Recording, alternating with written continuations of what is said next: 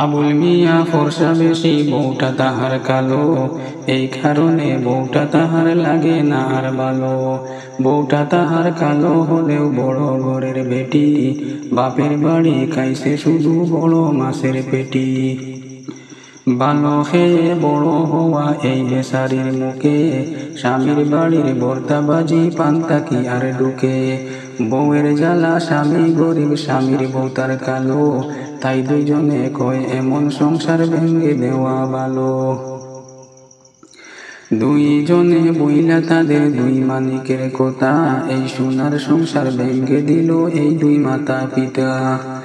নিজের বলে পথ হারিয়ে পথ ভুলা এই নারী, নিজে নিজেই ঘর ভাঙ্গিয়া গেল বাপের বাড়ি।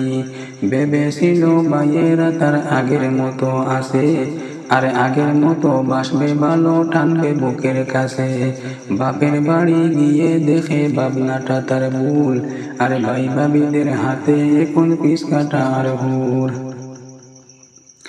কোথায় কোথায় কথার কুটা পিস কাটা দেয় গায়, আর পাড়া পড়শি কাটা গায়ে লবণ দিয়ে যায়।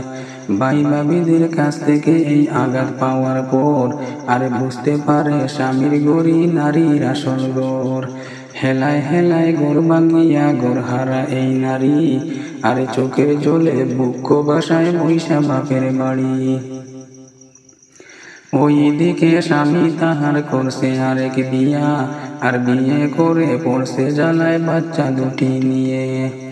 এমনিতে বাচ্চা দুটির মানাই তাদের কাছে, অপর দিকে সসমা তার লেগে থাকে পিছে।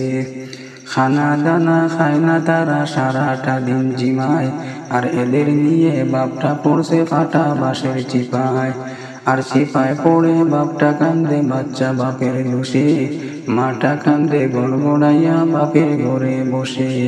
এই যে এত কান্নাকাটি এত চোখের জল, সব হইল হেলায় হেলায় ঘর ভাঙ্গিবার ফল।